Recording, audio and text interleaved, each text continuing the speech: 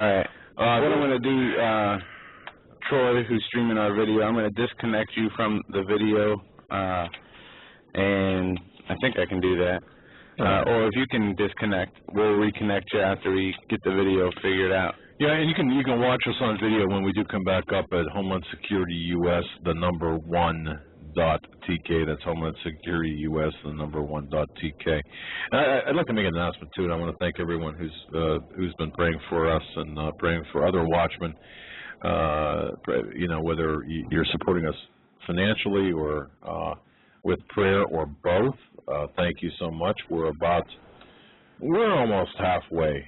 We're almost at the halfway mark to our goal for to stay on the air. I mean, to keep, you know, to pay for our expenses and such. So hopefully, you know, hopefully we'll make it. And we want to thank everyone from the bottom of our hearts who's reached out and, you know, sent $5 or $10. God bless you. Thank you so much for doing that.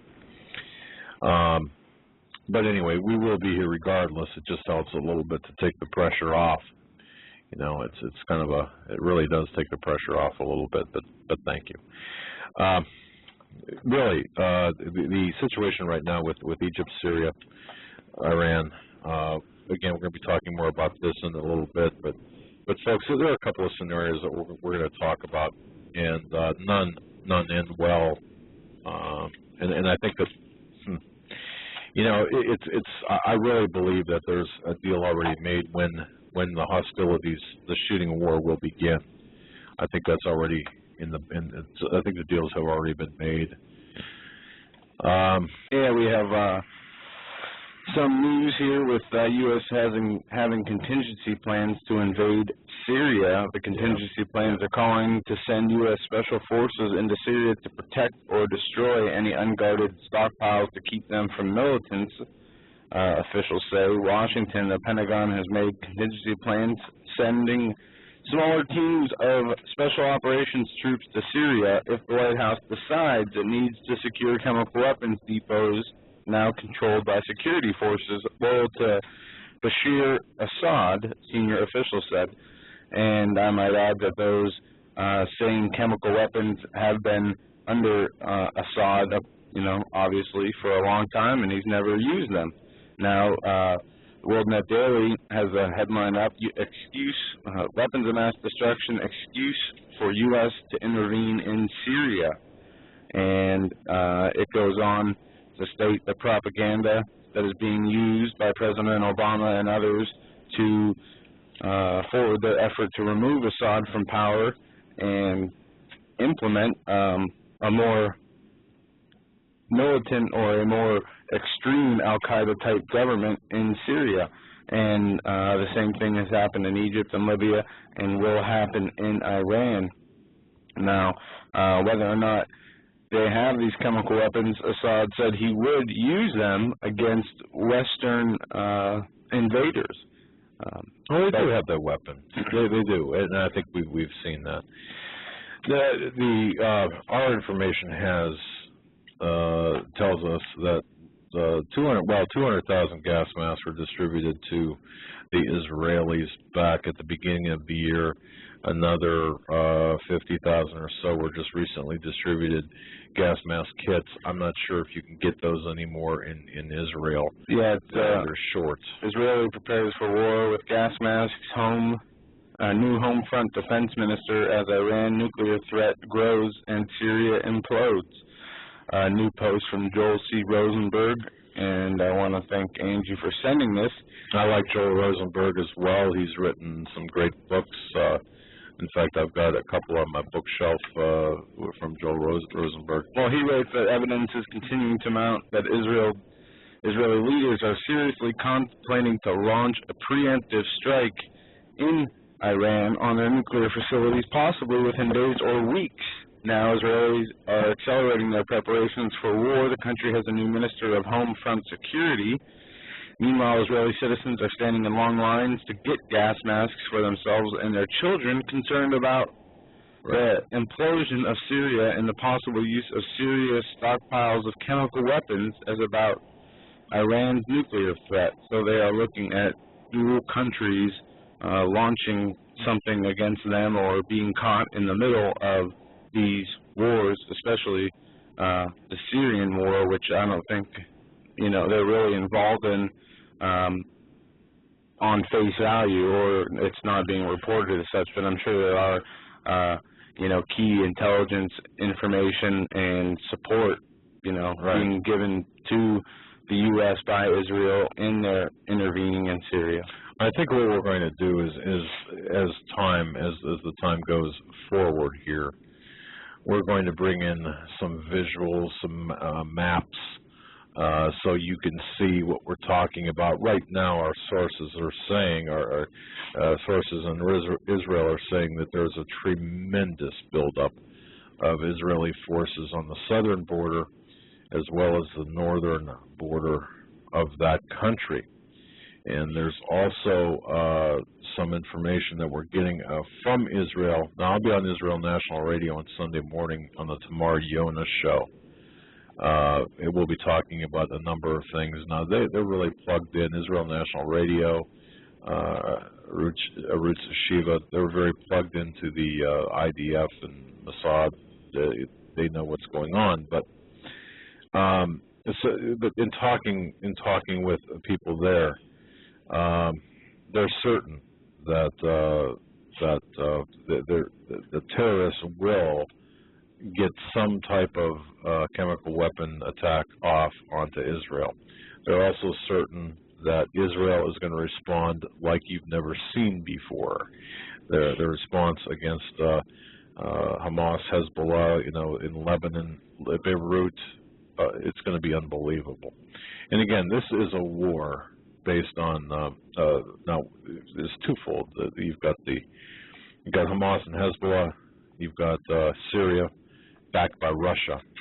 Russia, by the way, is arming Syria. I mean, and of course you hear this, but they're providing logistics and arms and tactical things for Syria. But the window to attack, folks, is closing. We've got, and I heard Rick Wiles talk about this.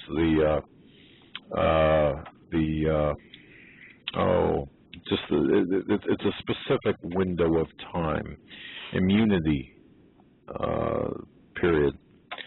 In other words, they've got to attack. Israel has got to attack Iran, their facilities. Well, there will be a war with Iran. That is, we've stated that many times. It's not a matter of if, just when. And there will be an attack on Iran launched by Israel or a joint strike between the U.S. and Israeli forces. But it will happen. It is there. It is going to happen. It's just a matter of when. And we'd like to hear from you folks, too, on this fabulous Friday edition, 661-244-9839, 661-244-9839. Tell us what you think about the Middle East situation. Tell us if we're entering into a Psalm 83 situation, or if we're going to go right to Ezekiel, or, what you think it might be. And tell us, too, I'm interested to find out if you think that the war, the shooting war, and again, we're already into an economic and cyber war over there. We have boots on the ground in Israel. We've got boots on the ground in Syria. We've got boots on the ground everywhere that the United States does.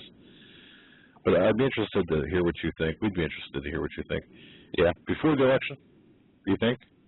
During, like before the election or right after the election? What do you think?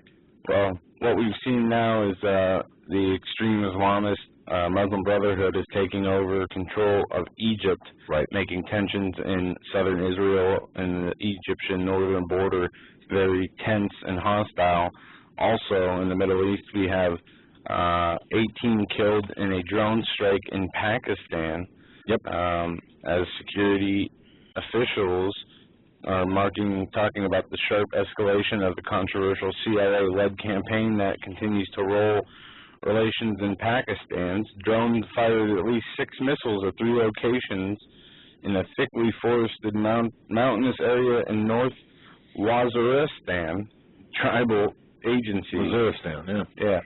And the killing of 18 people. And I got a lot about the drones to get into if we want to go there. There's the cover-up of civilian drone deaths, revealed by new evidence.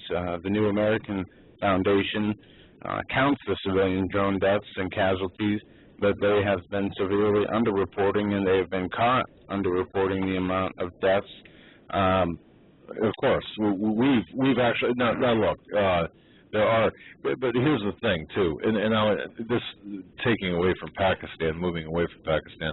I just want to say this: we have reports that, for example, Hamas and even in Hezbollah, both are putting missile batteries in homes in preparation to attack Israel. Okay, now say what you will. All right. This is an asymmetrical war. We've got a situation where you are actually using, people's homes, schools, hospitals, whatever, to launch missiles from. Now, let's separate that, of course, from the fables, the incubator fables of Iraq. This is verified intelligence. This is not. I mean, and this is par for the course. I received an email from someone today. Let me just go real quick here. Leo, I'm not going to give his last name, but Leo said, look, I do hope, basically, that you will take the time to comment on these various stories if you haven't already. The real threat to America is war has been declared on us many years ago. Don't let the fabricated financial crisis, New World Order, elections, etc. sidetrack you. The real threat is Islam. They have infiltrated our schools, government, politics, our neighborhoods.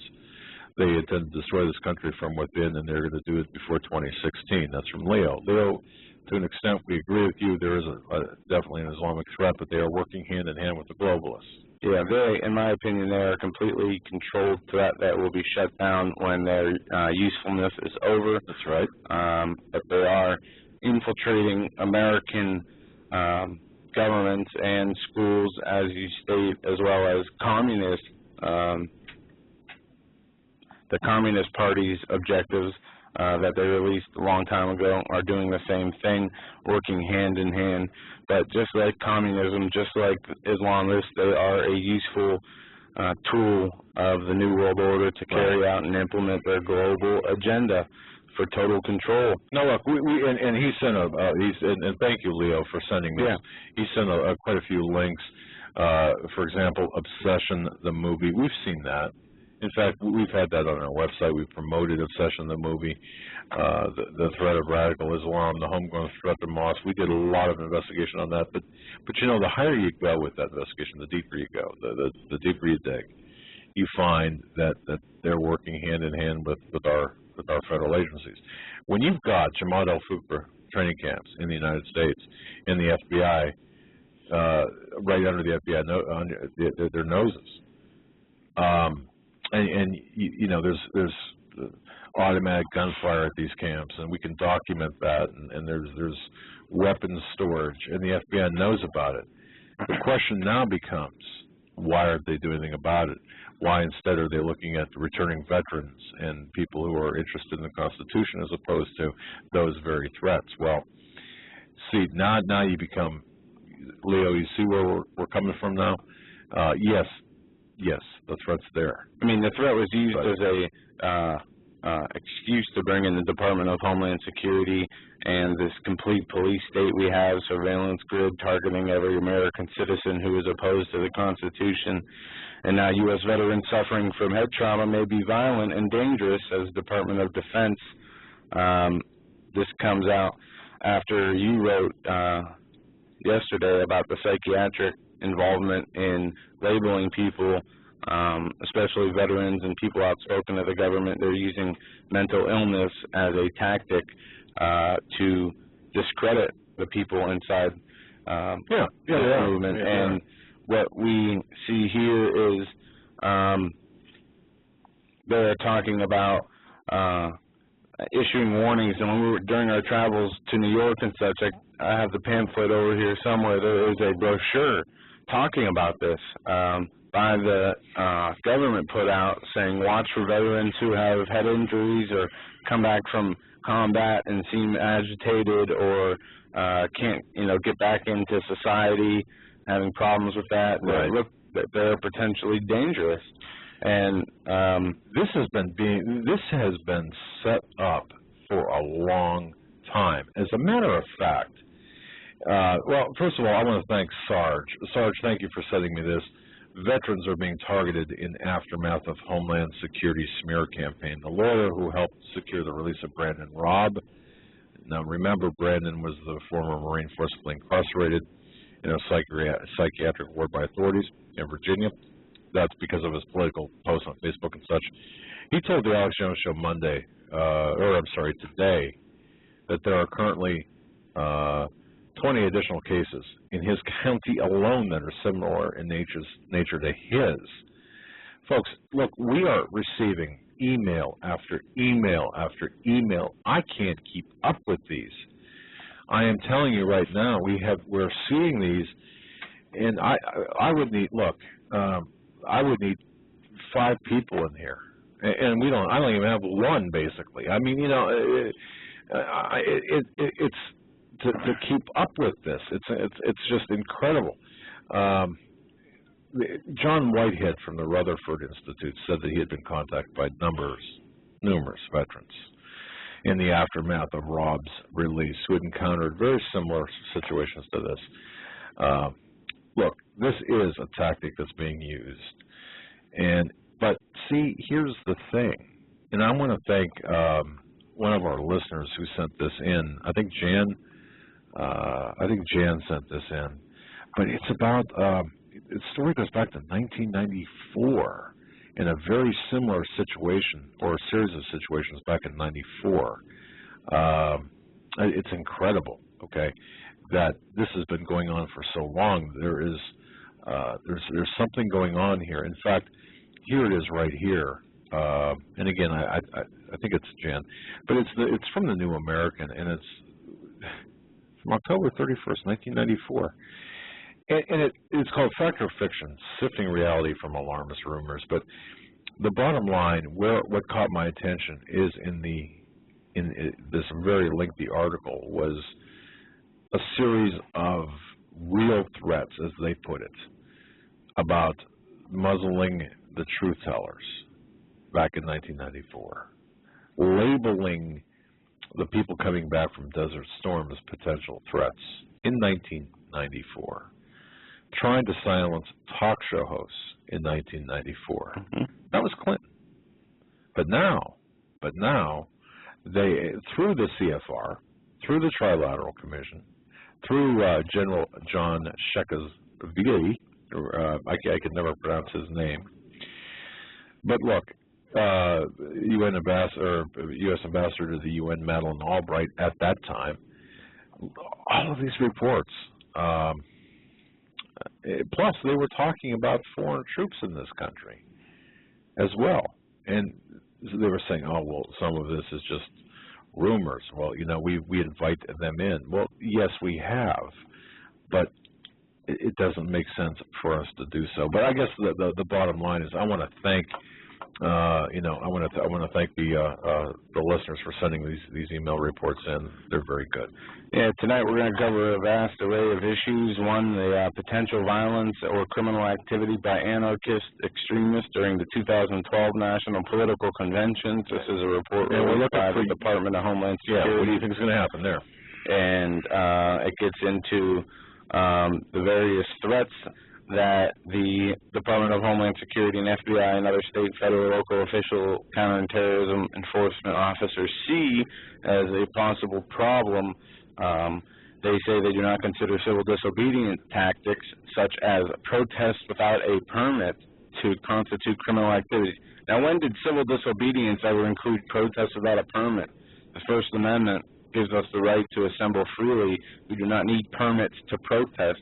But anyway, moving on, they say the most serious threat to persons and property during the conventions is to eradicate, or is to emanate an anarchist extremist willing to use improved incendiary devices, or IEDs, like basically they did in Afghanistan and Iraq, placing roadside bombs and explosive devices for people to be. Yeah, and there's something wrong coming.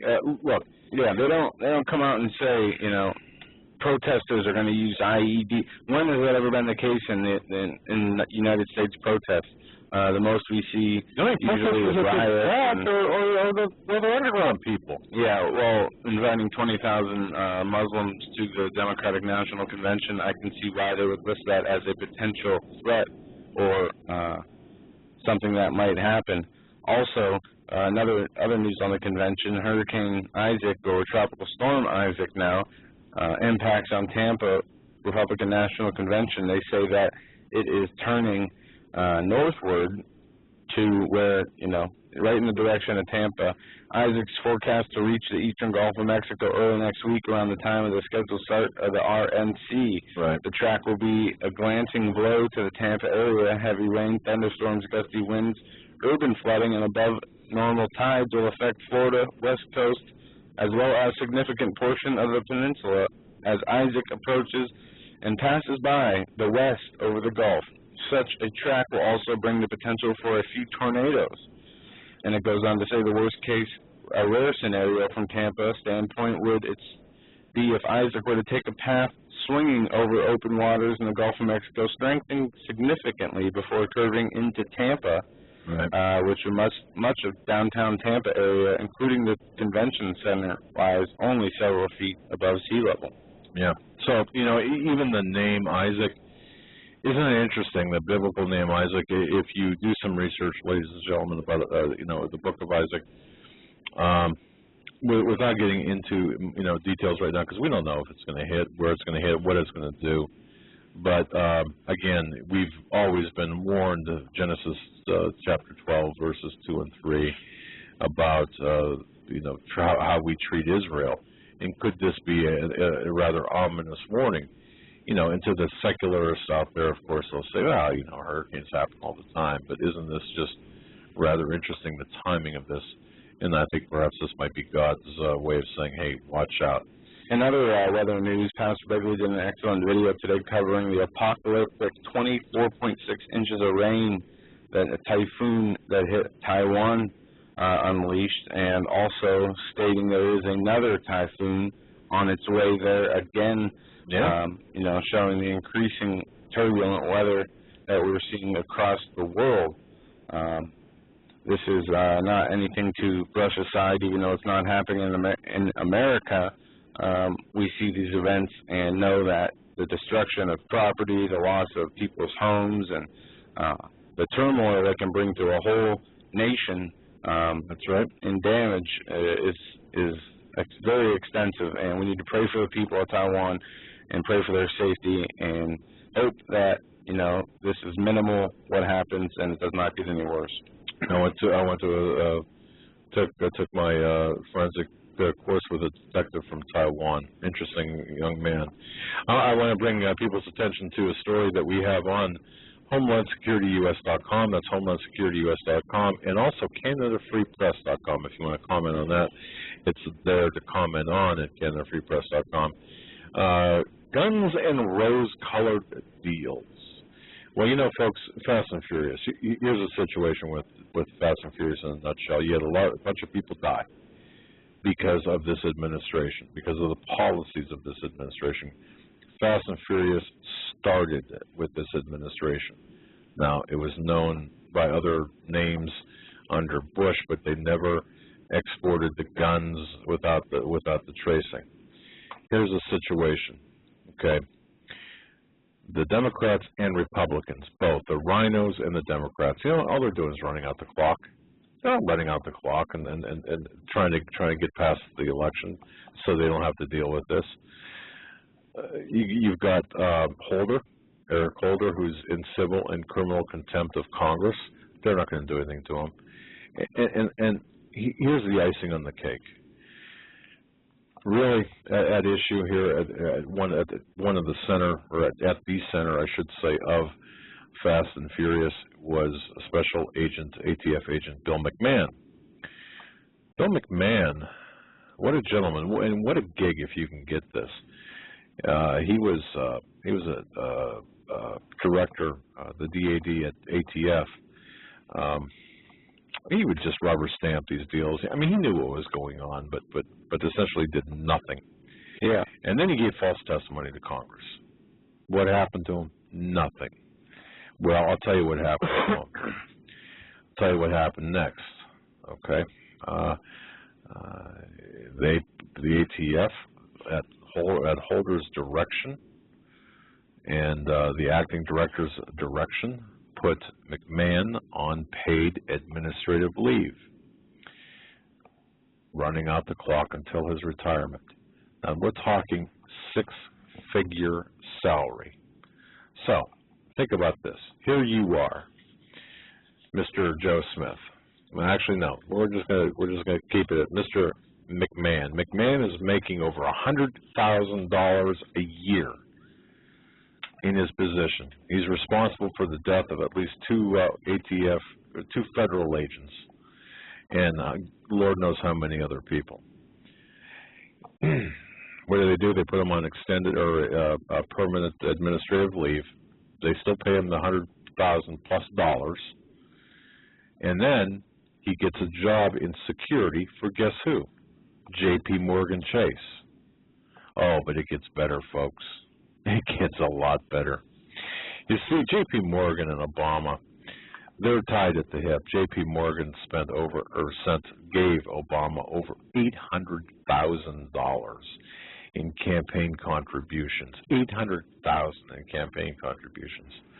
Boy, what we could do with, just 1/8 of that, okay? But anyway, in campaign contributions for the 2008 elections. J.P. Morgan Chase also administers the food stamp cards, they process the food stamp cards. So every time, well, the more people who are on food stamps, the more money J.P. Morgan makes. J.P. Morgan also administers the credit cards for the ATF agents. So it's very likely at the time that Agent Brian Terry was shot, he probably in his wallet had a J.P. Morgan Chase credit card in his wallet. So his supervisor, maybe not his immediate supervisor, but one that was a little further up on the food chain, who was responsible ultimately for his death, and I say that meaning to say that he's got blood in his hands. He gets, not only does he get his full salary until retirement, but he also gets a cushy job at J.P. Morgan Chase. Go figure. Yeah. Where's the justice? They're talking today on Real Clear Politics that Holder's DOJ, biggest enabler of financial crime in U.S. history. Santelli is the interviewer, and Kudawalis is the person he is interviewing, and they say that according to the trustees that MF Global was routinely using customer funds to fund operations as far back as August, months before the bankruptcy. That's in violation of the Commodity Exchange Act. Then once their credit rating was downgraded, they just outright took the funds and wired them to J.P. Morgan to meet their margin calls, which also was a violation of the Commodity Exchange and actually, folks, J.P. Morgan Chase was actually bailed out by your tax dollars they were a recipient of the TARP funds. And I know I have it in there how much they received. Let's see, they received $25 million from the 2008 Troubled Asset Relief Program. And despite the fact that they had just experienced recently $2 billion in trading losses, Jamie Dimon, because of his relationship with Obama, and Obama was on The View here on May 12th, and he said, hey, guess what? Jamie Dimon is one of the smartest bankers we've got. Well, if that's smart, folks, we are in deep trouble. Yeah, we are in such deep trouble. In other banking news, Banking and Barnhart warned about this, and this has been a continuing story. Customer deposits, as you deposit money into your bank account, the FDIC is supposed to be insuring that money. It always says, you see the sticker, deposits up to $250,000 are covered by the FDIC. And Security Investor Protection Corporation are in place to protect the customer from fraud or theft. But now there was a ruling that means that these regulatory systems will not insure customer funds, investment deposits, and retirees who hold accounts in banks. In fact, a banking institution is now legally allowed to use your customer funds deposited as collateral, payment on these debts for loans made, or free use on the stock market to purchase investments as the bank see fit. Basically, they are no longer required to keep your money separate from their own. That's right. Take your money out of the banks is what they're saying, because this is no longer a crime if they were to remove it and use it for buying themselves a new house. Well, the precedent's already been set, and folks, that's what we have to know. We have to understand the precedent's already been set. There has been no criminal action taken against the people who have raided segregated accounts. Yeah, and that's the reason. That's the reason. That's it right there. I mean, yeah.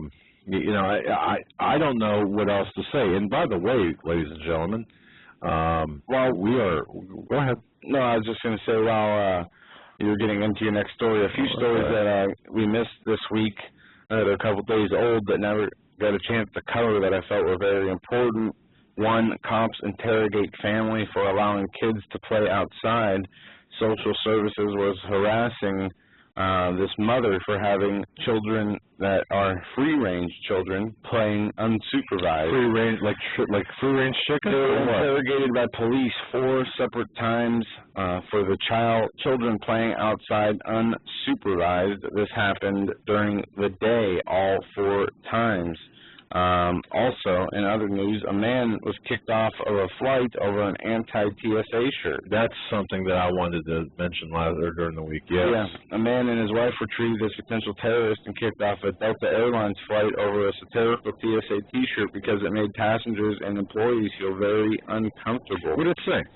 Writing on his blog, Arjit Gua describes how he was flying out of Buffalo Niagara Airport after attending his wife's grandfather's funeral. Having passed through security without a problem, he was approached by a Delta agent who informed him that his attire was making passengers nervous. The T-shirt features a TSA logo along with a text that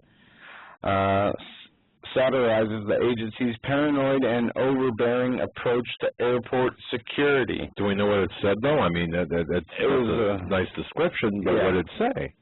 It just had the logo of the I mean, TSA, you know. It had like the Department of Homeland Security logo.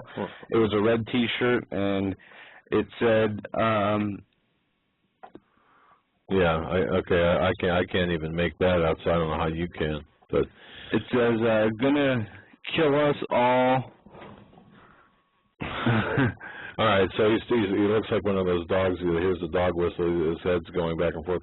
Well, okay, so it was a satirical play off the TSA logo. Yeah. Okay. But anyway, they demanded to be taken off the flight.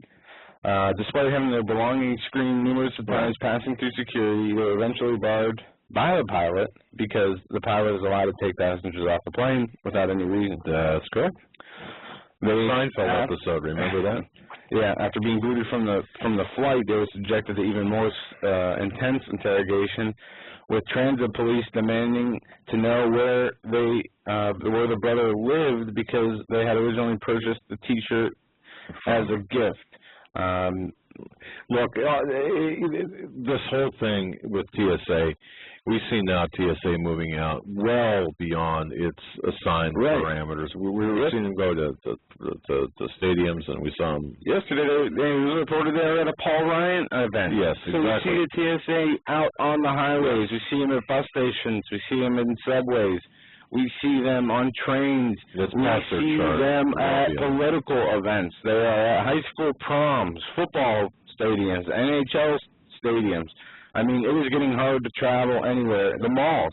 You can't go anywhere. I don't know what happened there.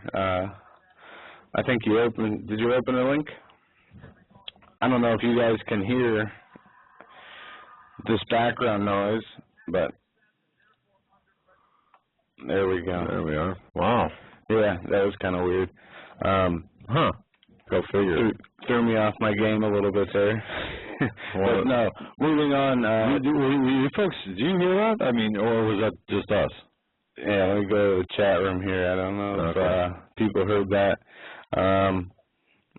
In the chat room, Debbie, I don't believe Paul Ryan asked the TSA to leave the rally the other night, and he should have been able to. Correct? Yes, correct. I mean, actually, TSA anywhere. I'm not going to go there. Simple as that. And if they invade my space to the point where I can't move about, at least freely from point A to point B, whether that be from my house to run an errand to my bank to my, whatever, come to the studio, then there's going to be a real big problem.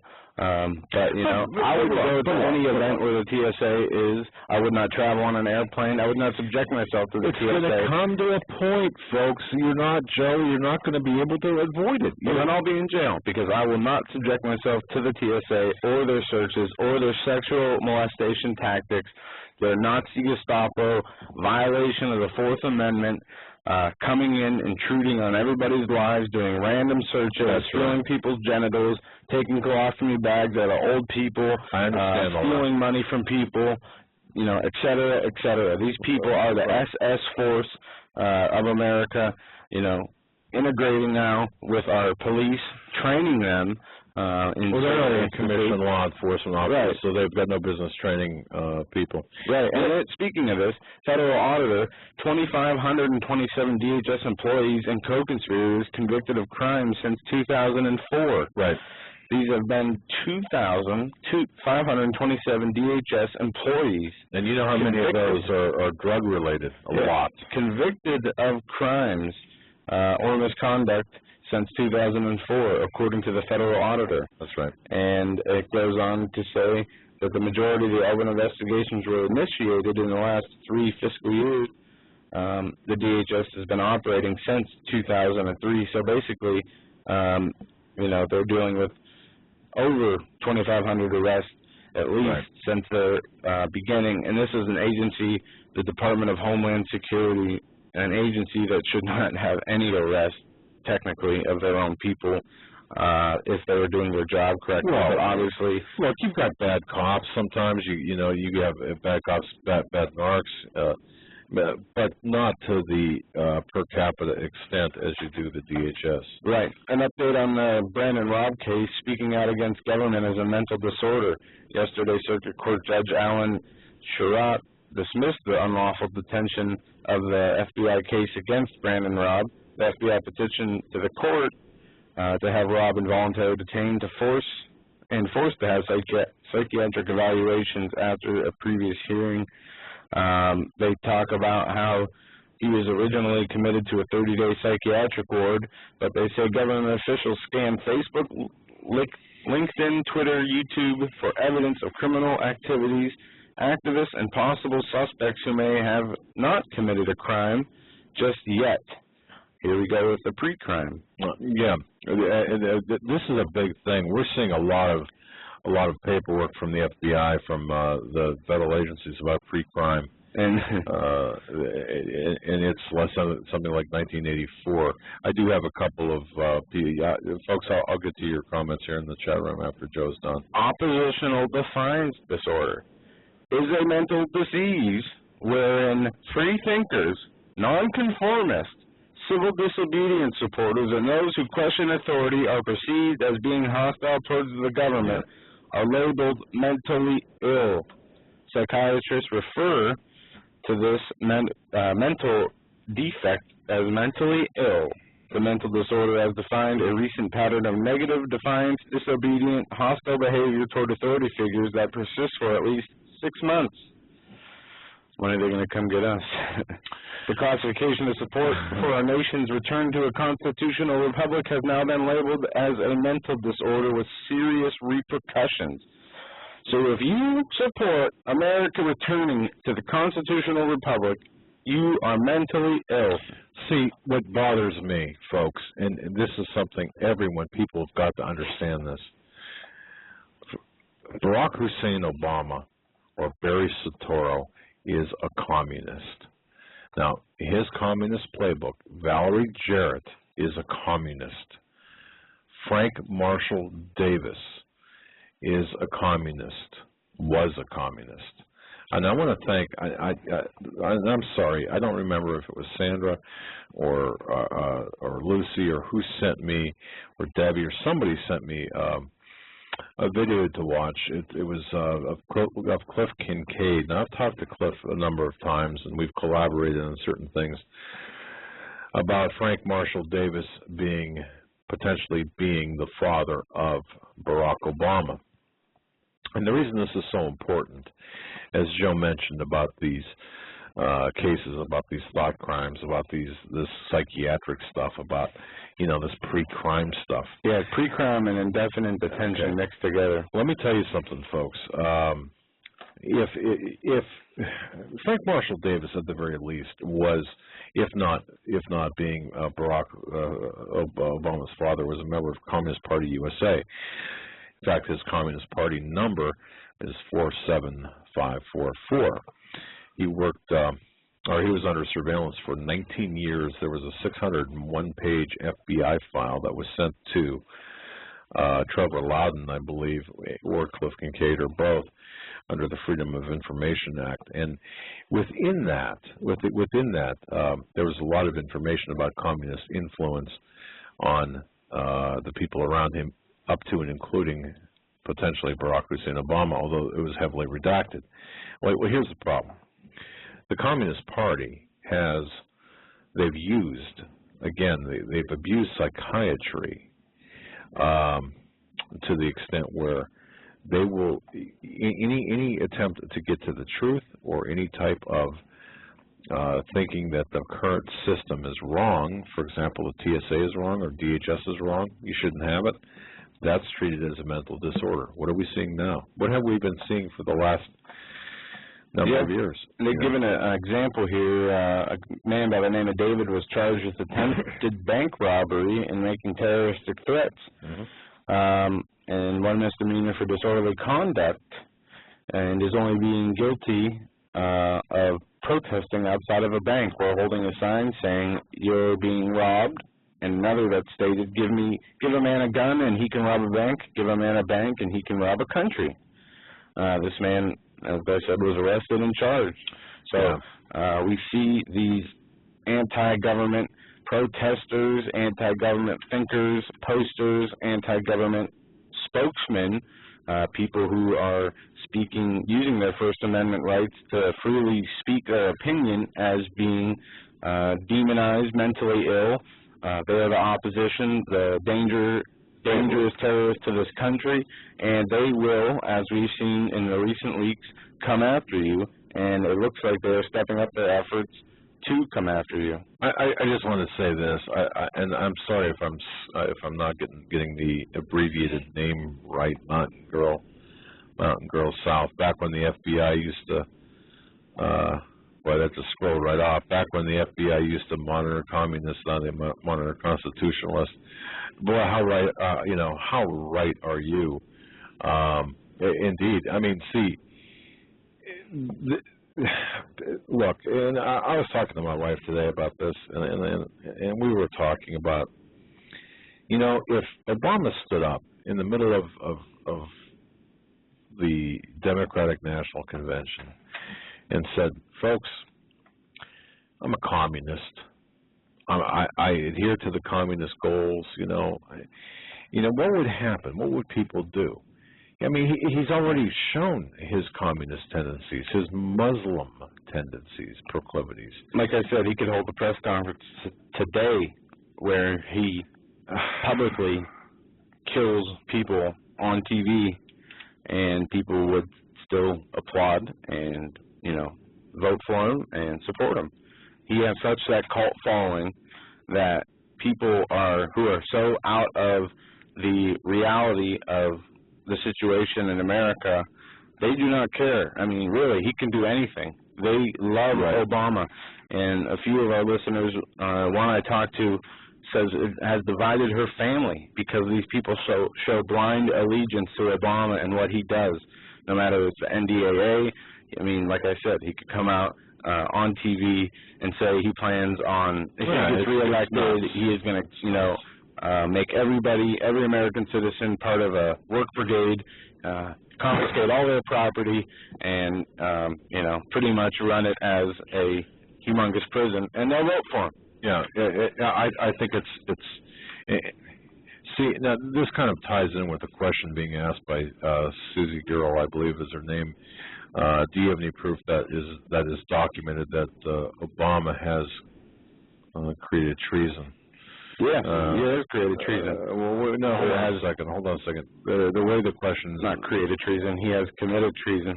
And right now, am I reading that correctly? I just scroll up, but okay. Look, do we have any document? Okay, the question was, do we have any documented proof that he has committed treason? Do we? Yeah. Okay, where? Well, you look at his... show me the proof. Do you want to see it on my computer right now? Him applying for foreign aid as a... Do you have the original documents? Yes, I do. I have the original. Okay. I don't have the actual copies of the documents. There you go. Okay. So I have the copies of the documents of the drone strikes. I have the copies of the documents of the legislation he signed that was treasonous. I have. Okay, you've got to go back to the definition of treason. The answer to that, no, I'm serious. So if we're going to talk the definition of treason, you want me to get the Black's Law Dictionary behind us? No, it is an act of, sabotaging one. Look, here's the situation. We don't have to have, seriously, we do not have to have the actual documentation that he's committed treason. But I'll tell you what, because Sheriff Joe Arpaio, he has the cold case posse. It is a commissioned law enforcement body, has proven during their investigation that Barack Obama filed or caused to have been filed fictitious, false, and fraudulent documents on the internet with respect to his birth certificate, which goes to his eligibility, as well as basically a prima facie case to make, or having enough evidence to create an indictment for Social Security or identity fraud. That's a commissioned law enforcement body. That makes that. Look, we're nothing. What is it going to bring, though? I mean, what is that posse going to do? Because he has got Eric Holder in the Justice Department. Okay, don't forget, the Congress said to Holder, the Congress, I'm sorry, Grassley and ISA said, look, Holder's in civil and criminal contempt of Congress. Went to the D.C. attorney, the U.S. attorney for the District of Columbia, which has jurisdiction over the Justice Department in cases of involving the Attorney General, and said, "Here, look, this guy, Eric Holder, is contempt of Congress, civil and criminal contempt of Congress. Do something." And the D.C. U.S. attorney for the District of Columbia said, "No, we're not going to do it." Well, of course they're not going to do it. So who do you go to when the entire system is corrupt? Who? Us, the police, the sheriffs, the military. Well, who does the sheriff go to? The Attorney General, the FBI. Well, the military. It's got that far when the government becomes destructive, just like it says in the Declaration of Independence, when the government becomes destructive beyond its means, it is not only the right but the duty of the citizens to overthrow that government. Right in the Declaration of Independence. And, we have to band together. That's right. Have a 10 million man march on Washington and take it back over. Look, we do, and I want to say this. We've talked to Pastor Manning, James David Manning, of the Manning Report. I've been on his show. I'm going to tell you, what a great guy. But see, here's the thing. It's kind of funny because I happen to be in my vehicle today with my wife. We had some errands to run and some final things to do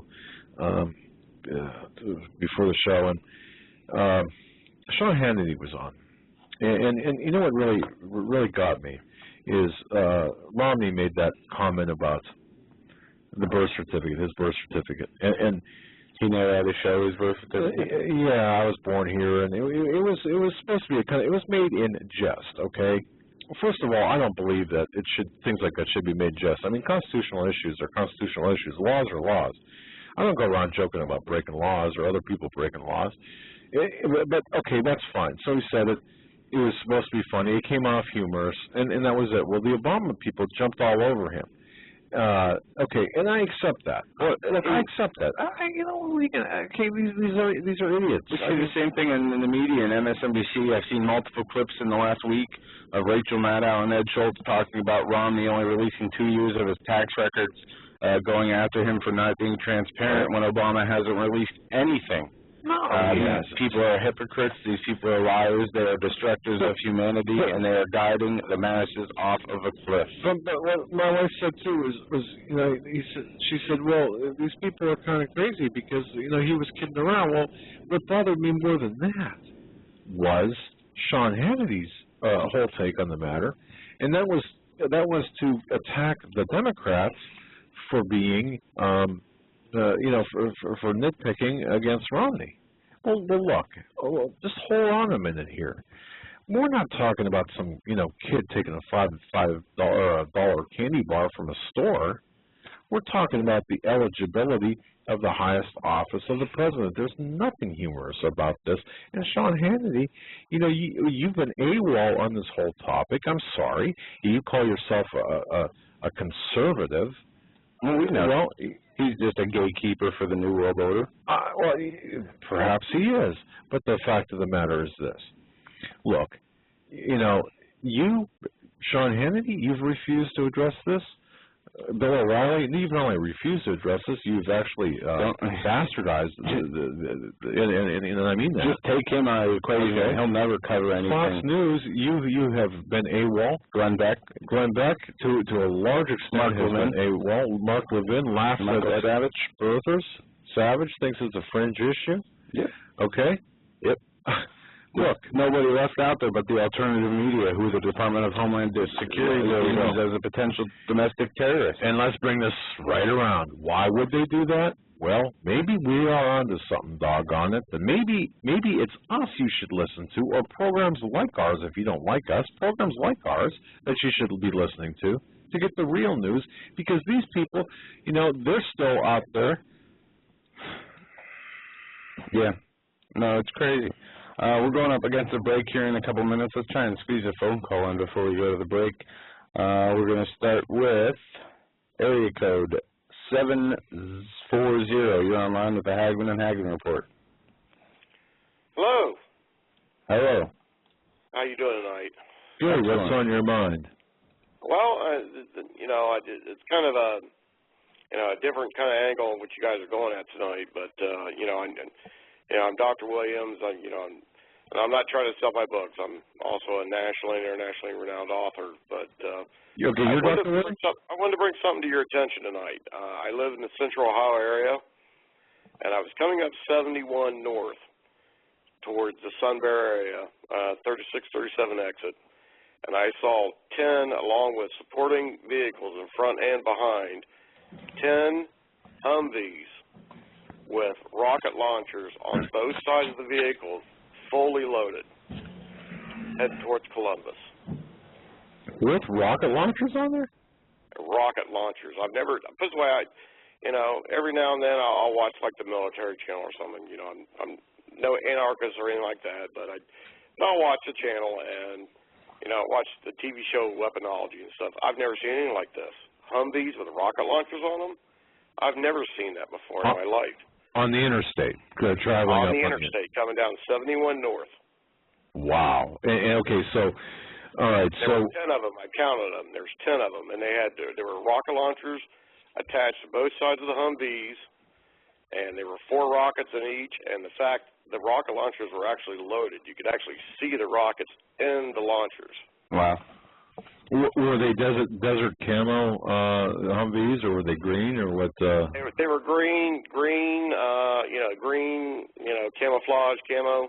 Right. The vehicles in front and back were desert camo, but the actual Humvees were, the green, old style camo. Right. And this was on I-71 north of Columbus, Ohio. South, heading south. I-71 north, heading south towards Columbus, Ohio. Right. Okay. I-71 north, heading south toward Columbus, and that was today, the 24th day of August, right? Around noon today. Were you able to secure any pictures? No, it caught me off guard like you wouldn't believe. I was speeding out of Columbus. I live in northern Ohio, and I was coming out 71 north, and it just completely took me off guard. I mean, it was a convoy, probably half mile long, with these vehicles in between front and back of desert, looked like support vehicles. Right, right. Okay, now, did you say you were Dr. Williams? Yes. Okay. Look, first of all, number one, we appreciate the fact that you were reporting this. I think it's important for everyone to report things like this. So we all, in fact, before the show, I had someone call my office and report on some convoy as well. Not this one, by the way. So thank you for doing that. So for doing that, you said you're an author. Go plug your books. Yeah. What do you write about? Well, I'm the author of The Law of Attraction to Subconscious Mind. Okay.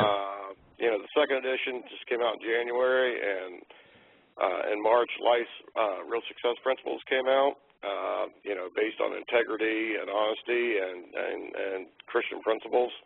Good. Okay. Do you have a website, sir? Yes. Go ahead and give that out. One is, I'm trying to remember what they were. I don't access my websites all the time. My publisher actually put those out there. But one is, I think it's The Law of Attraction and Subconscious Mind.com, and the other one is Life'sRealSuccessPrinciples.com. Okay. But you can purchase my books on like Amazon and Barnes & Noble and everything else, too. And your first name, Dr. Williams? It's Michael. Michael. Okay, so Dr. Michael Williams just called. Beautiful. Dr. Williams, I want to thank you for that report on the convoy. Well, what's your take on it? What do you think's going on? Well, I tell you, what I've been seeing, and, I mean, I'm going to be totally honest with you. I was very skeptical. People started bringing this to my attention. Right. I'm like, no, this can't be happening.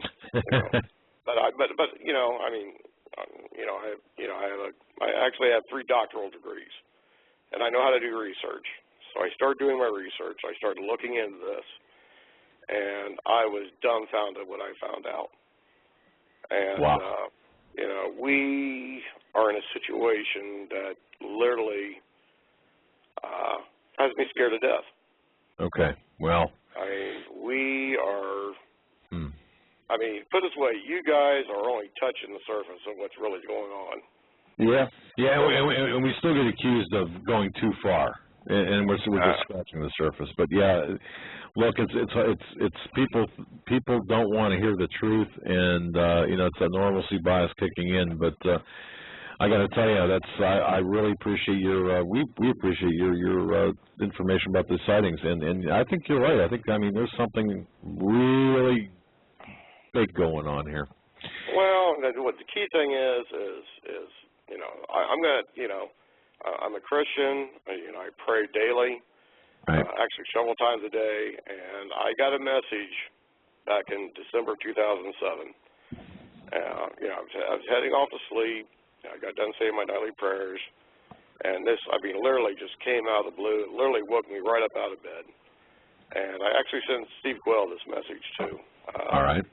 Right out of the blue. It's just, all it said, put it this way, you can distinguish certain things from certain things. All I got was, I am coming. And I know exactly where that came from. Okay. And, well, as a Christian, okay. He's about to return, and he told me flat out, I am coming. It's the first time, the only time I've ever heard the Lord actually, I feel, that spoke to me. Right. And, again, with my background, I'm very skeptical. And having this come directly, directly into my conscious and how it was delivered to me. Put it this way, you have somebody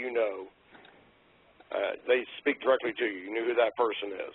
You're looking right at them. You can see them. You know they gave you the message. That's how clear the message was. Wow. Well, I got to tell you, I've heard people describe it that way as well, where it's almost like, could be right across from the person, and you'd hear it like they were right there. Pretty clear message, I would say, and back in December, Well, I just that something's coming, and put it this way: the Book of Revelations makes it very clear. These things have to happen. Yes, they do. And unfortunately, a lot of people are going to suffer, and beyond all imagination. And and I'm sure after this phone call, hopefully I'm not getting a knock at my door. I'm just average middle class American citizen who cares about this country and deeply appreciates what you guys are bringing to the table and letting us know what's going on. And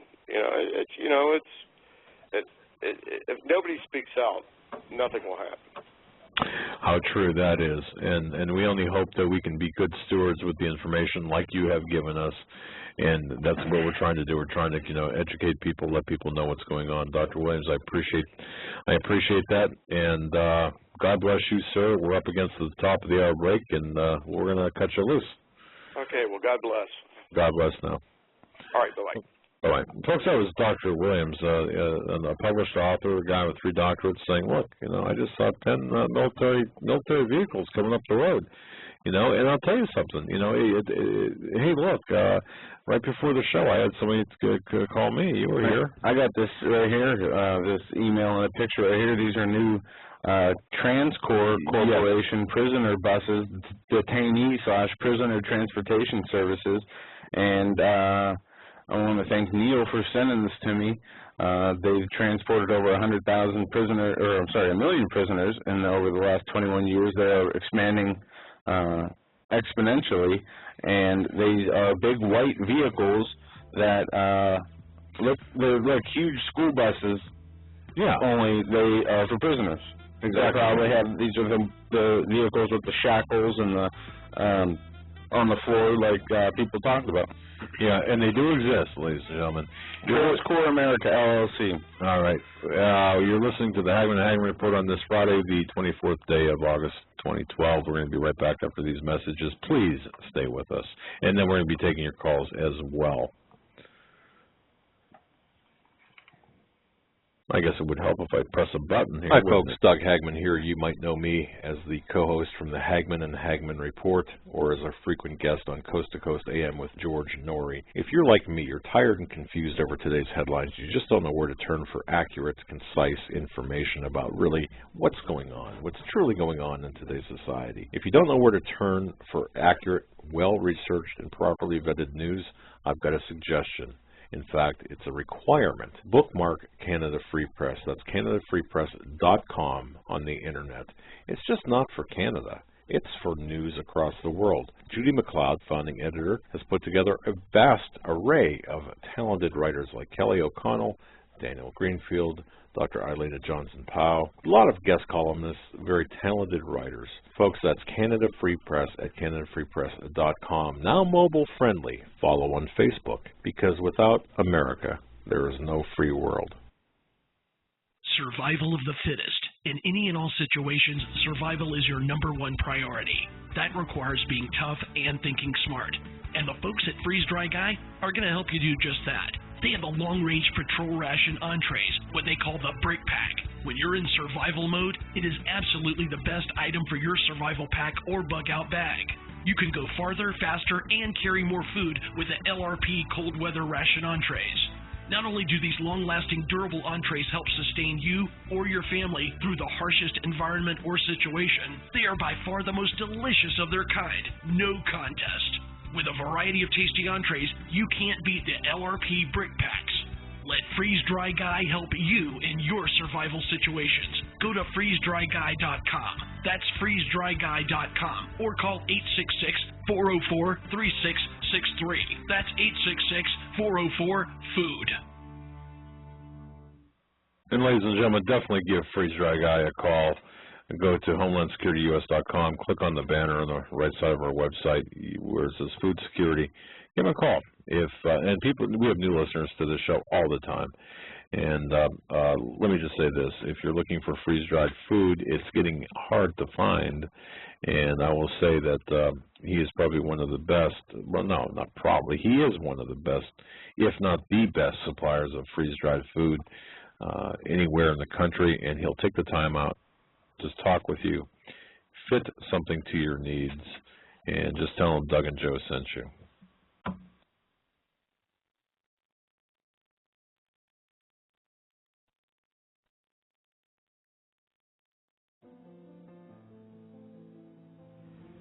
My fellow Americans, this evening I come to you with a message of leave-taking and farewell, and to share a few final thoughts with you, my countrymen. We have been compelled to create a permanent armaments industry of vast proportions. 3.5 million men and women are directly engaged in the defense establishment. The total influence, economic, political, even spiritual, is felt in every city, every state house, every office of the federal government. We recognize the imperative need for this development, yet we must not fail to comprehend its grave implications. In the councils of government, we must guard against the acquisition of unwarranted influence, whether sought or unsought, by the military-industrial complex. The potential for the disastrous rise of misplaced power exists and will persist. You have to realize this is one of the great presidents, great military leaders.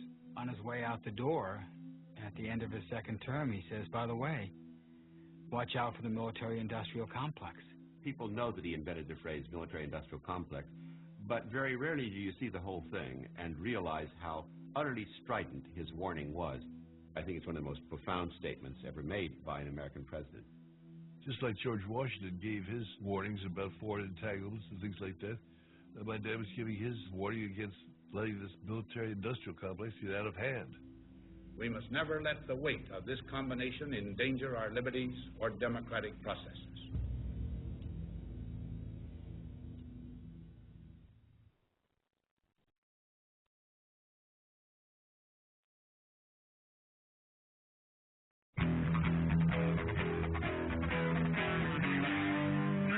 Doug Hagmann, one guy that doesn't need a bullhorn to get your attention. You want answers! I want the truth! You can't handle the truth!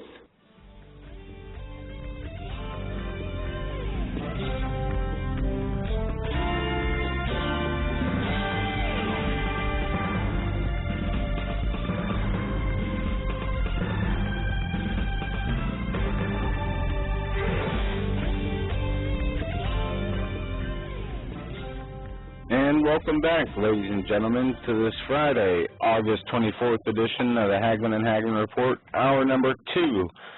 If you'd like to join in, give us a call at 661-244-9839. That's 661-244-9839. We will take your calls on any topics we have covered or have not covered. Please call in. This is whatever you want to talk about. This is a listener-supported show, a caller-driven show, and we definitely would like to hear from you. Now, before I go back to the phones, I just want to play this one quick clip reminding everybody what Obama said about his first term in office. Look, I'm at the start of my administration.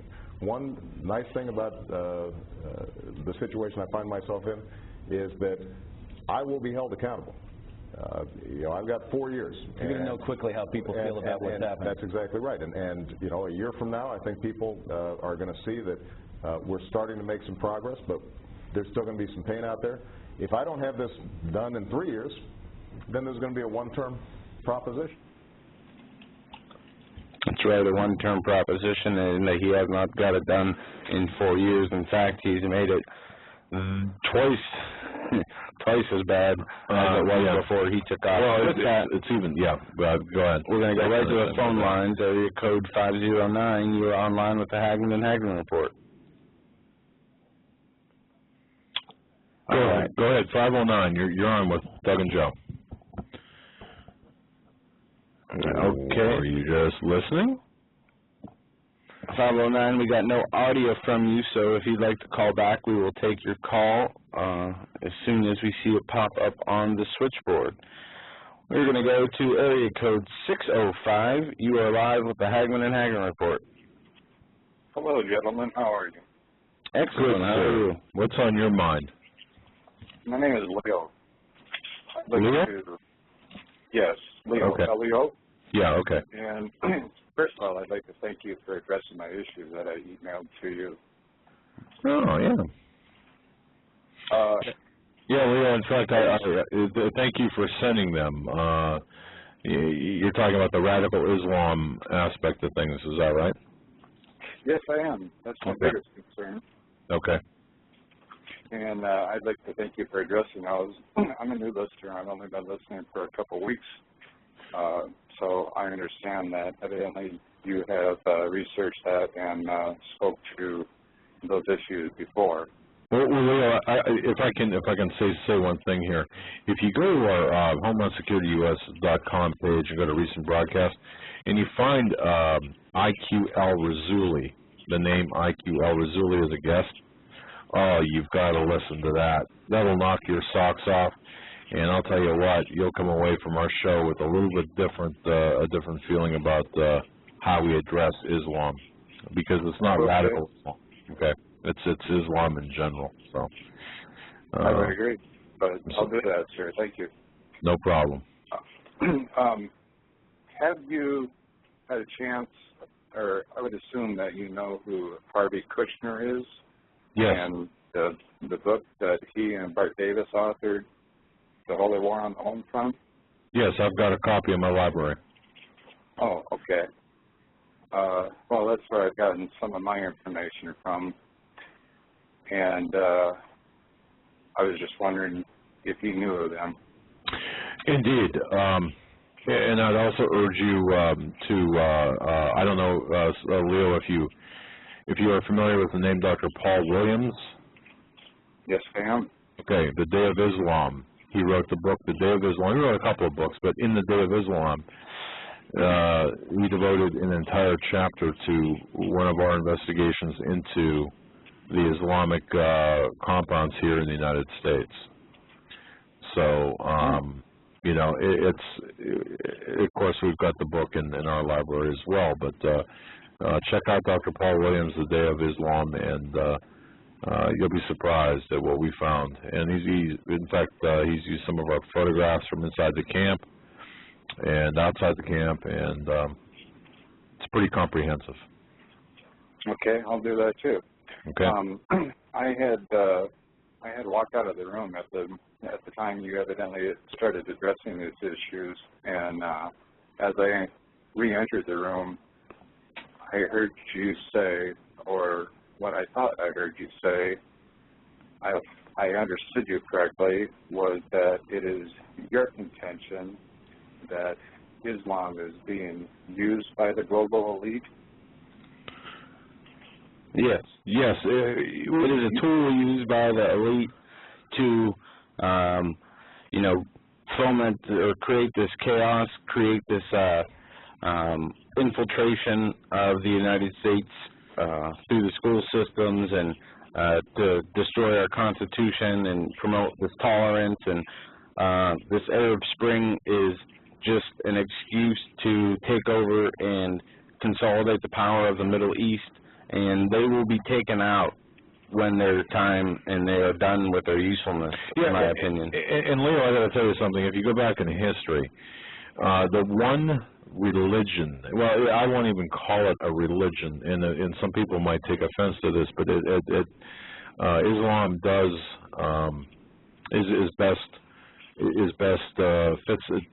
fits the description of a cult.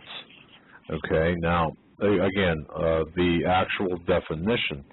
Now, of course, that'll cause some people's heads to explode. But that said, I would urge you to go back into what happened after World War II. Some of the pacts made with the Islamic countries, and Islam best fits with the communist agenda because of the way it's structured. Yeah, that's very true. Also, I had viewed a movie. Don't remember the name of it, but it was a hair-raising movie in the manner of speaking that if you look at Islam and you look at Nazi Germany, Islam is a direct offshoot of Nazi Germany. And I also agree with you, in my humble opinion, Islam is a satanic bloodletting cult. Correct. And again, I would really, you've got to go back and listen to IQ Al Razuli, our shows with him, because they'll just knock your socks off. The way he gets into the various aspects of Islam and the very things you're talking about. You know, the coexistence and the feeding off of Nazi Germany, the Socialist Party, the National Socialist Party, and Sunni Islam. So it's very important. You brought up some really great points, sir. Very great points. Okay, will you repeat that or spell that name for me? IQ Al Razuli. Yeah, that's IQ. Then A-L, R-A-S-S-O-O-L-I. I'm sorry. You know what? I got an email. Hold on, I'll get you. You know what, though, Leo? All you have to do is scroll down. You'll know it when you see it. You just look for IQ. Yeah. Okay, you'll know it when you see it. Al Razuli, R-A-S-S-O-O-L-I. Right. In fact, what I'll do, sir, is I'll send you a link to his websites, and also I'll send you a link to the page or the broadcast where you can find it, because I've got your email address here.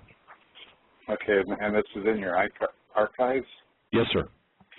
Okay, yes, sir. I'll check that out. I'd like to share a conversation that I had on Tuesday morning. My next-door neighbor is an active-duty National Guardsman. And we were standing out in the yard talking Tuesday morning, and I said, hey, what do you think about all this business of the government buying all this ammunition up? And he said, they're expecting civil unrest. And I said, okay, what do you think that source of civil unrest will be? And he said, well, I'll tell you, 65% of my unit believe it's going to be civil unrest between the government and the Americans. The other percentage of my unit believes it's going to be a attack from within the country by Islam. And I don't know, I'm sure you're aware of the story that broke, I guess it's probably been about 3 weeks ago, where the so-called Free Syrian Army captured a bus full of Iranians. Iran claimed that they were pilgrims. The Free Syrian Army claimed that they were Revolutionary Guards. Yep. Well, immediately, Iran opened their filthy mouth and started threatening the United States and said that if anything happens to them, they're going to attack immediately from within. Well, the United States. You know, it's not going to take much. It could be that, or it could be the blind sheik. I mean, Egypt wants, for example, the blind sheik released. I believe he will be released. In fact, you could take it to the bank. I'm telling you right now, I believe that Obama, before he's out of office, will release the blind sheik, the guy that was responsible for the '93 World Trade Center bombing. Yeah. So yeah, you pick one. It doesn't. It could be you know, the cartoon controversy. I mean, any number of things. They don't even need a reason. But you're correct in that one assessment there, where Iran is involved in that Free Syrian pilgrim deal. Indeed, that could very well be a trigger point. But look, we've left the southern border open for how many years now? It makes absolutely no sense. No sense. Why? You know. So You know, so the 65-35, by the way, that percentage, I'm more inclined to believe it would be like a 90 to 10. Yeah, an attack from within, perhaps 10%, 90%. I believe that the government, I believe they're fixing on the civil unrest caused by perhaps economic collapse or even something worse or something different, you know. But I think we're the targets in this. I really do. Okay. Well, I'm beginning to have a clearer picture of that after having this conversation with my neighbor. I asked him in a conversation, I said, do you think it would be prudent to prepare? He said yes. A deadpan yes. Well, I would say yeah.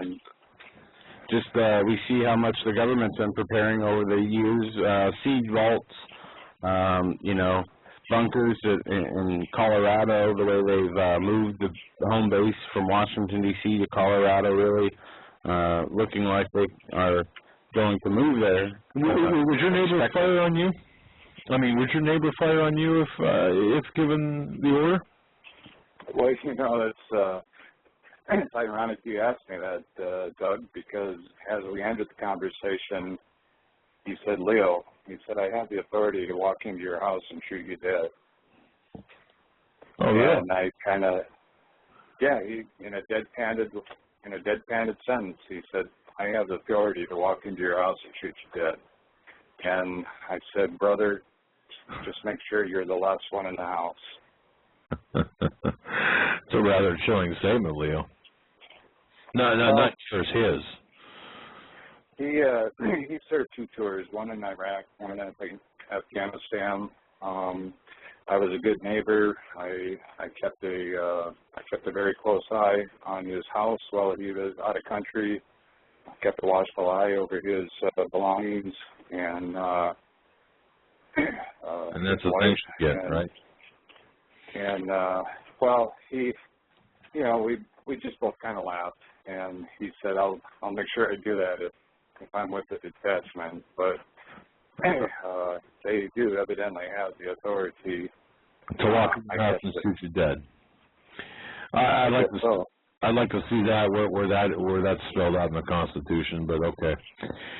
Well, yeah, that's very true, Doug. You know, I didn't exactly. I just kind of figured that was a good point for me to exit from the conversation, and I said, just make sure you're the last one in the house. And he laughed, and I laughed, and we're very close.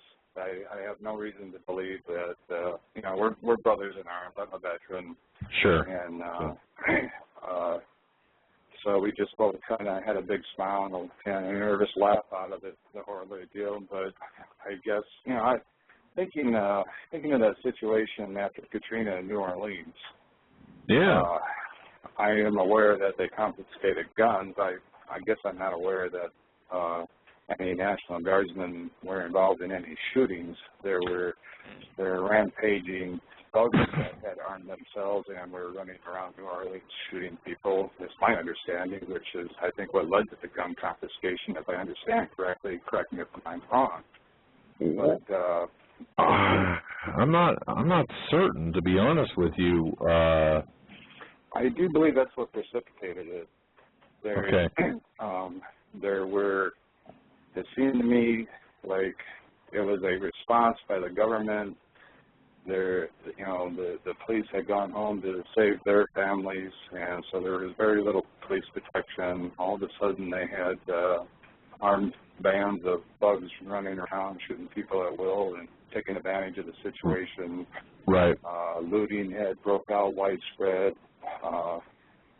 and I think the government's response was to go in there and quell the situation before they had a terrible situation on their hand, and there was going to be, I suppose they were concerned that there was going to be massive bloodletting if they didn't put a damper on it. But nonetheless, you know, if all these military movements are taking place, I don't know. My contention is these military movements are in response to possibly training or positioning themselves for what I would perceive to be a strike from these Islamic terrorist cells that are active and operating within the United States.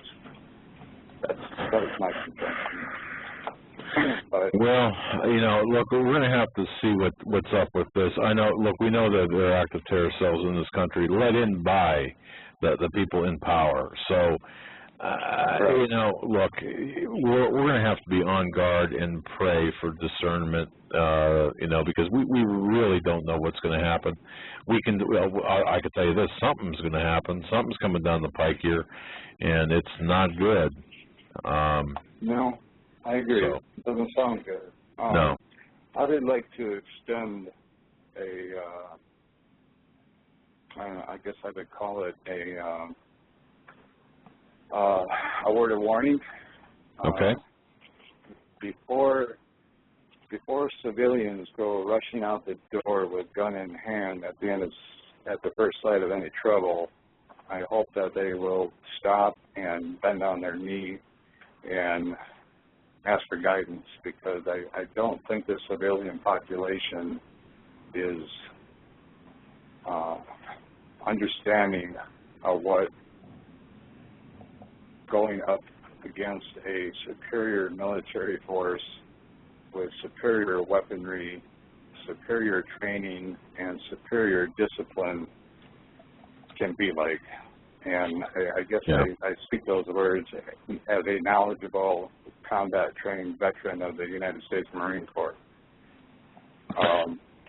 Well, yeah, look, I got to tell you, I think it's good advice in any situation to ask for divine guidance and discernment and pray that you're not being rash, you know. And of course, yes, if for whatever reason the security apparatus of the United States turns inward on us, sir, it's not going to be good, you know. No, it's not. My neighbor, in the midst of that conversation I had with him, he did say that it was his humble opinion that many military members would not honor, they would not obey. Well, let's hope that's the case. And I know Stuart Rhodes is on from Oath Keepers is on Alex+Jones right now, or on InfoWars, from a taped interview I believe they did earlier today. So let's hope that we have more Oath Keepers than not, because we're going to need that when the time comes. Yes, and of course, you know, this was just his humble opinion that right. Many of them would not obey. So that's his opinion. I hope that's the case, sir. We're going to cut you loose. I want to say God bless you, and I want to thank you very much for your call. We got to grab another one here. I believe this might be from overseas. Thank you, sir. You have a great day. Okay, thank you. God bless you too. God bless you. We're going to go to. This could very well be an overseas call, I'm not sure, or an international call. We don't screen calls on this program. So the caller that I'm talking to right now, if you can hear me clearly, you're on with Doug and Joe. Hello, Mr. Hagen. I'm calling from Bordeaux, France. Well, it is my pleasure. Yes, hello. I don't usually get a chance to hear you live because I'm usually sleeping, but it is a great honor for me to be able to call you and to talk to you. Thank you very much for accepting my call. I just want to say that the news that we are getting from America over here is very frightening. Okay. The things that are the things that are happening, because I listen to Alex+Jones, I listen to Mr. Quayle, and I read Max Judge. It's very frightening. I was in America 30 years ago, and it has changed so much. And I would like to say that also here in Europe, it is changing a lot also, but not as fast as in the States. Our school systems, it's very, very slow, it's very, very nice, but it's changing here in Europe also. But I tell you, because my husband is from communist China, and the things that are happening in America reminds him of China. Wow. And it's, yes, and I think because when we go to China every year, it's like I feel now that America is less free than China. But it is a very, it's frightening with the news we are hearing coming out of America. Ma'am, what frightens you the most, or what concerns you the most that you're hearing? The military build-up, the corruption. I think that goes hand in hand. And also, it's very like the Soviet Union also, because it is like Obama is building up a private military, and you say, why does the president need a private military? And also, how do you say, the morals of the people is really right in your face. It's on every level. I am not a Christian, but I listen to you, and we have started to read the Bible, and because I believe that the only thing that is going to save us, also over here on this side of the Atlantic, is really deep prayer. I agree. Now, let me ask you this. I know that France, I know that Europe is experiencing severe economic troubles. France just elected a new socialist president. Right. Yes, and that is frightening also. Yes. Yes. I was going to ask you how you felt about that.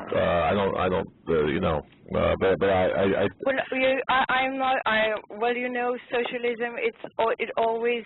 I don't know. In the past, in history, it has always gone. It started with socialism, but then it always became something else.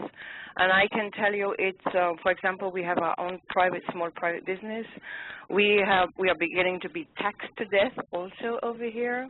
The food prices are going out of this world, and really.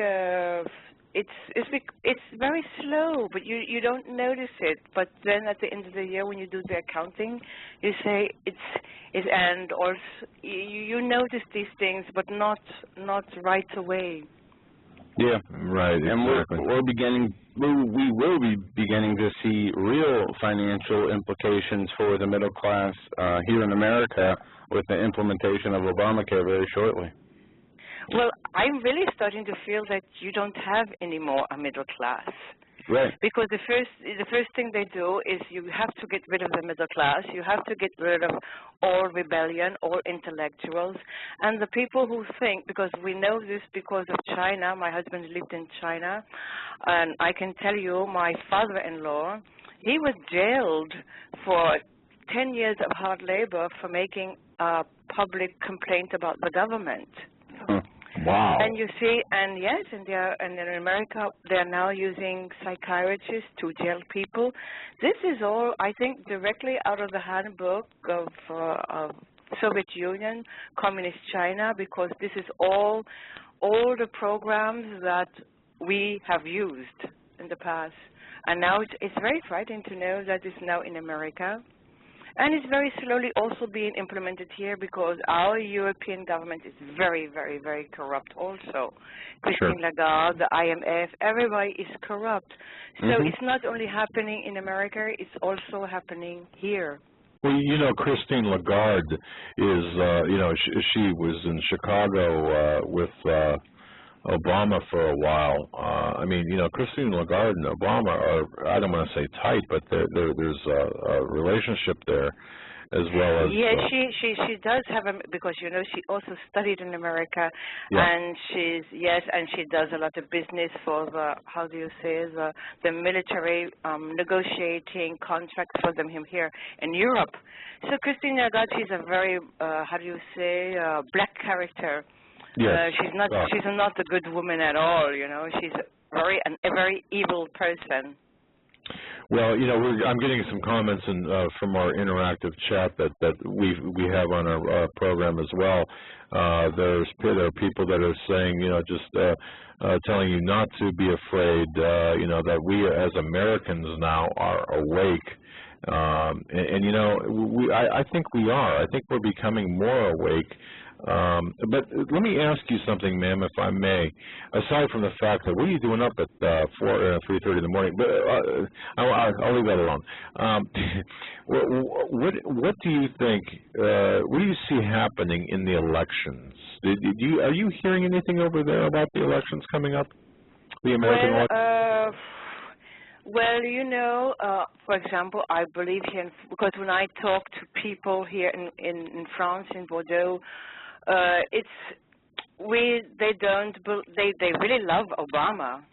And when you tell people about, for example, and we are really divided here on the subject of Europe, because when you talk to people, when I talk to my friends here about Greece, what's happening in Greece, what's happening in Spain, they say, oh, those lazy Greeks, those lazy Spanish, and I try to tell them, it is not a question of being lazy. They don't owe anything. We don't owe anything. And people say, yes, they have to work harder. But, you know, before the European euro, they did work. People did in Greece and Spain, they did earn money. They did have an economy. Right. And I think the majority of the French, at least here in Bordeaux, do not understand that. That's kind of frightening, and you know, I can see where you're. Now, you said you and your husband are small business owners. Is that right? Yes, we okay. are. And now you're facing like probably one of the most oppressive tax rates, aren't you? Yeah, can you? We are paying taxes. We are paying European taxes. We are paying all types, television taxes, housing taxes. We are really being taxed to death, and it's really we are saying, well, because Holland is saying that he has to raise taxes now. And if it keeps up like this, we have children, and we have taken them out of private school, okay, and now it's every year we have to cut back. And I think in a few years, if it keeps up like this, we are just going to have to close completely down. Wow. They're reporting in France that the new socialist president wants to impose a 75% tax on millionaires. What I am not hearing about is the taxes he wants to impose on middle-class people or people in the lower class. Is this just an all-around tax increase? Well, what will happen always, it always rains down upon the people, because the people that have the high bracket income, those that he wants to impose the 75%, what they do, they move offshore. They go to Switzerland, they go to the UK, they go to other islands, they go into Asia. So then there's no taxes from that, and it always rains down on the middle class. So people are saying, yay, let's tax the rich. But I say, be careful what you wish for, because they will never pay it. They have never paid it. The big corporations, L'Oreal, for example, they don't pay taxes here. They don't. They get government benefits, and then that's why we pay so much taxes, because they don't pay it. Yeah, that sounds familiar. GE here. I mean, they one of the most profitable companies don't pay $1 in taxes. Yes, it's the same here. Fascism. Yes, indeed it is. And that's socialism. Exactly. That's how it starts. And most people say it's wonderful.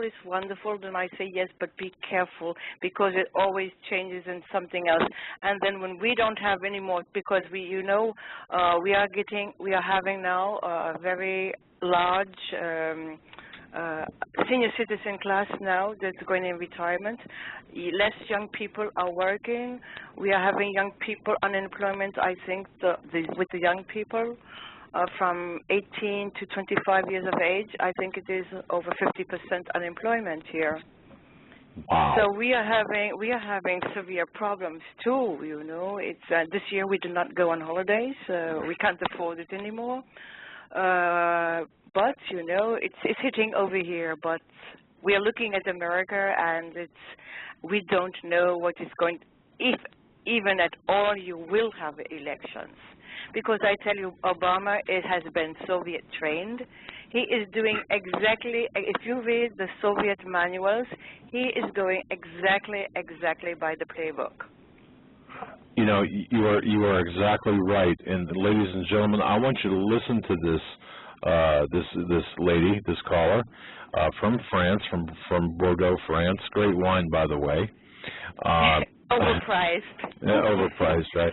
But look, you're exactly correct. You believe, am I correct in saying you believe that he is, if not an outright communist, then definitely a socialist? Is that he is definitely a communist because if you see the people that he was associated with, I think it's called the Water Underground, they were closely associated with Cuba.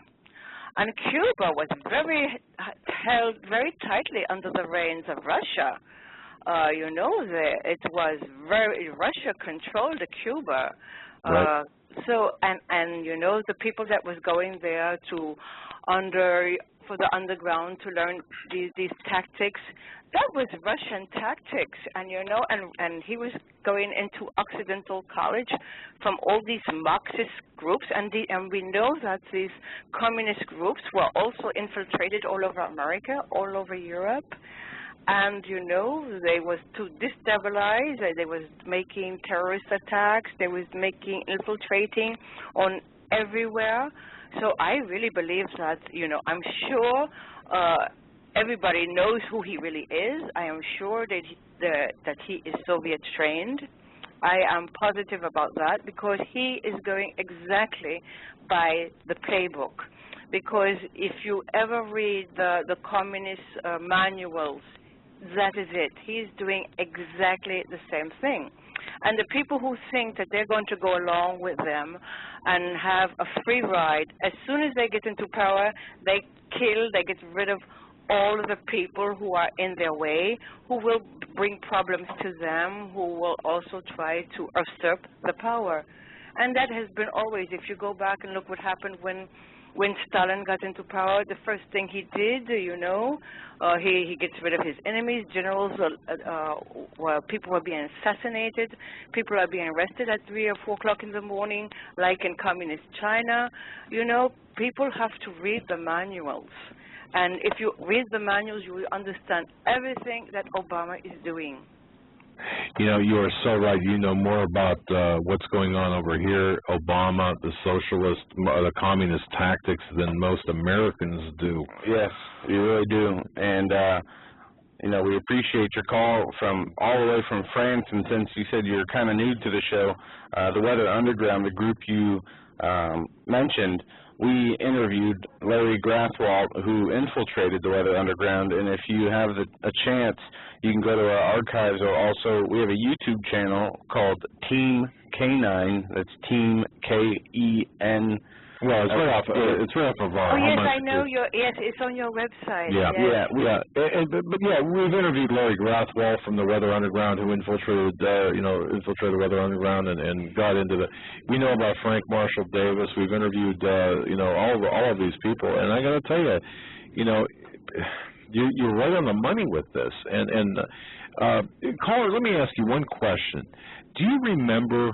Have you heard anything about this when Obama was stopped in Perm, Siberia, with the Lugar delegation? Does this ring a bell to you at all? Yes, it does, yes. Okay. Yes. Do you have any thoughts on that? Go ahead. Yeah, well, I think there are things going on that we have no idea. I think that this is just my opinion with my husband. I think Obama has made some type of arrangements with the Soviet Union. Wow. And we don't know exactly what it is, but I tell you, first of all, you can't believe everything that is coming out of the press, because that's Department of Misinformation. Yeah. And that is what the media is there for. It's in a communist government, is to give misinformation. So, and things are happening undercover that we have no idea, but you have to watch it and listen very carefully. Keep your eye what is happening in Russia with Putin, because I think that, there have been arrangements. Obama has made secret arrangements because, first of all, you are having so many Spetsnaz troops, Russian troops in America. There had to be some agreement on that. There had to be some agreement on their activities. I'm sure, you have to know what somebody in Washington, a lot of people in Washington, knows what is actually going on in America with these foreign troops. Right, exactly. Wow. I want to thank you so very much for your call. We do have to move on. Yes, well, thank you very much, and I will pray for you, and please be safe and watch your back.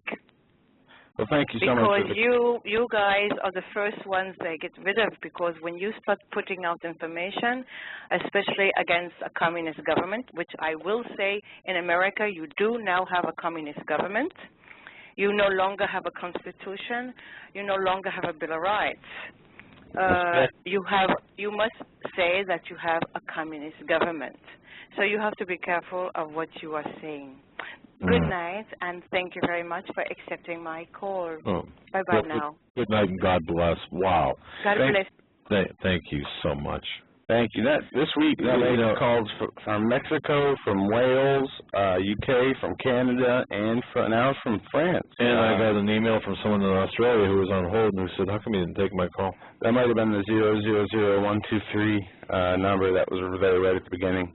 Let's try to get another call in here while we still have time. Let me look at my handy-dandy list. Area code 870. You are online with the Hagmann and Hagmann report. Go ahead, caller. Yeah. First of all, that lady that just called in from France, all I can say is wow. She just tacked it to the wall, and there it is. We are a communist country. You know something? Isn't it something that we can have someone half a world away, know more, be more intelligent about American politics than 90% of the people walking the streets of this country? And she was right on the money. You're right, caller. I go further and say at least 99% of the people in the country, and as she said, the Constitution is gone. The Bill of Rights went with it. We are, well, you could say communist, you could say socialist.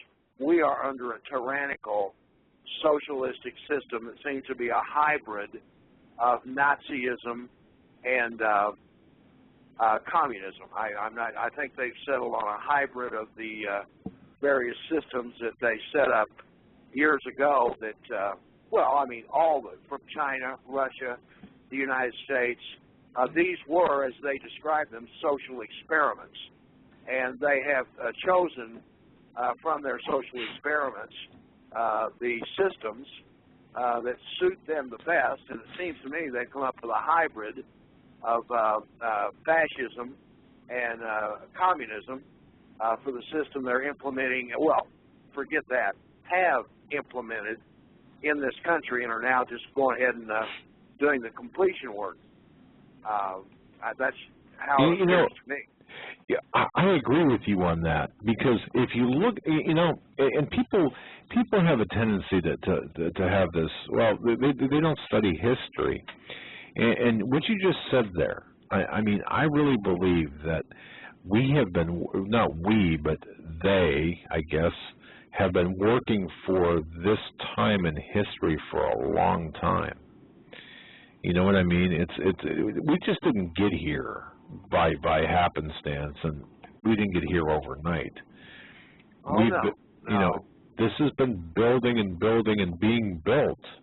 Well, Francis Bacon, the Rosicrucian, who was the lead translator for the King James Version, wrote a book called The New Atlantis. The subtitle was Land of the Rosicruci.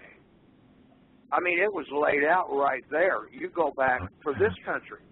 The world plan was laid out long before that. But for this country, the plan was laid out by Francis Bacon in the early 1500s. And it's there for anybody to go research and read. And it hasn't changed. Oh, it has not changed. That's yeah. You're exactly correct. And you know, well, it's frightening to hear. Look, you know, we've already turned that corner to communism. You know, and she's right. That caller was right. I have to believe that. But well, you know, what I'm first of all, I picked up on you and your program from listening to the Alex Jones show several months ago. Okay. And frankly, I don't listen to Alex that much anymore. I listened to him for more than 10 years, and he seems to have changed some, and it's just, I don't know. I have a hard time being able to listen to him anymore. He just rants too much for my taste. But I do occasionally still listen to him in my search for folks like you, because he does bring them on, and I'm listening to you as much as I can. I have been. You've been a breath of fresh air for those of us who thirst for the truth.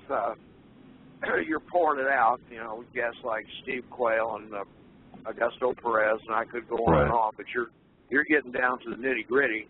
You said something the other night in listening that I have been thinking for 10 years, and you were dead on. You were talking about men like you, Alex Jones, Dr. Stan Monteith. I could go down a whole list of the people that are out in the front, the spearhead, the information wave that's trying to sweep over the populace. And you're right in that you guys need to figure out a way to unite and bring your individual powers together and go. So you need to come together on just one program or for the people to start with, and everybody get behind it and push it. And I'll give you one example, and this doesn't cost anybody anything, and it will send a message. Don't vote. Period. Don't vote? Don't vote. Your vote, as you well know, your vote is nothing anyway.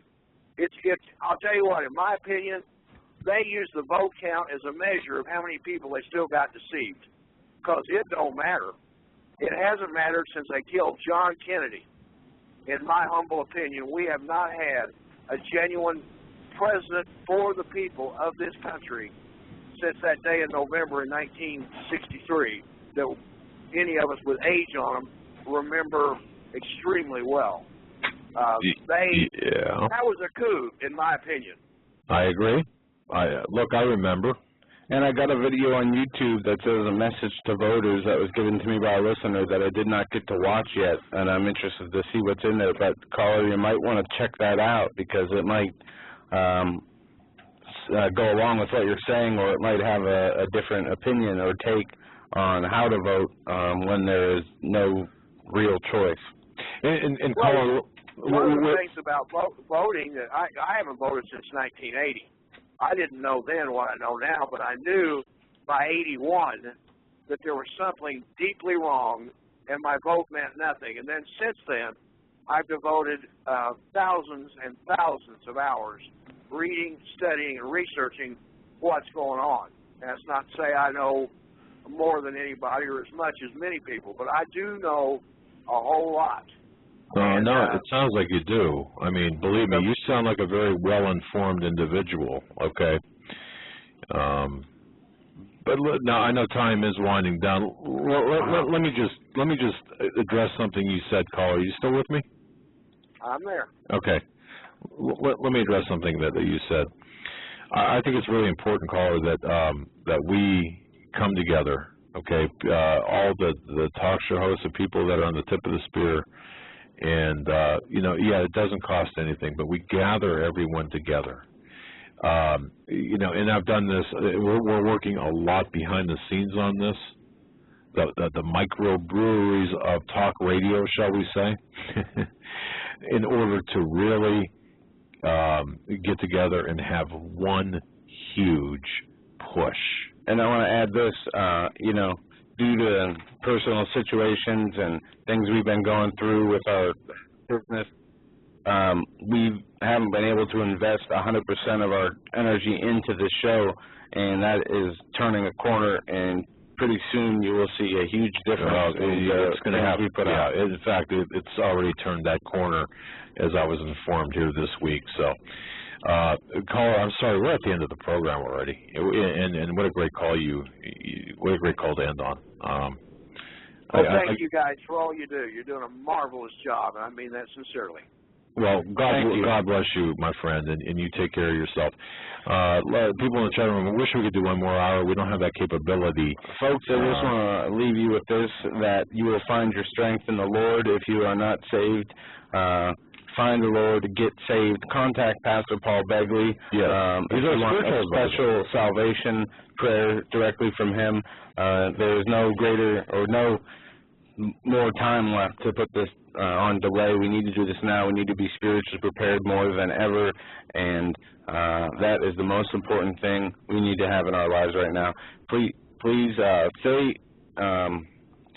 keep an eye on updates for a possible show over the weekend or an announcement for a show upcoming. We don't know. We'll get Greg Evans and Joel on, and look, we got a whole bunch of guests lined up here that we just have to get commitments from. God bless you, folks. Thank you for all your help, for all your prayers, for all your support. We'll get there, and we love you. God bless. Have a great weekend. We'll see you Monday if nothing comes up. Good night.